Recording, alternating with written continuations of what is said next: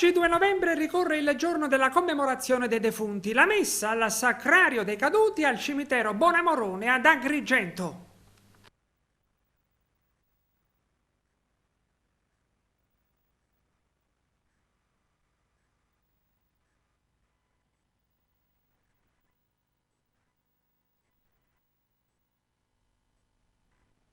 C'è la dimensione commemorativa del ricordo dei nostri cari defunti, ma il contesto ci aiuta a recuperare alcune dimensioni essenziali, fondamentali della nostra vita.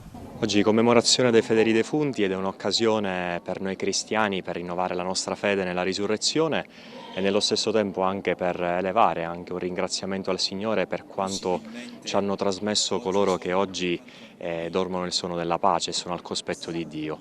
È anche un'occasione per rileggere un po' anche il nostro modo di vivere, quindi ricordare i cari significa che il tempo che abbiamo a disposizione dobbiamo viverlo nel migliore dei modi, soprattutto curando le relazioni e cercando anche di vivere in pienezza nello spazio e nel tempo che Dio mette a nostra disposizione. Quindi sicuramente è un messaggio di speranza quello che oggi anche nella celebrazione consegneremo alla comunità e anche un invito a vivere bene il tempo che ci viene messo a disposizione. A noi ancora pellegrini sulla terra conceda il Signore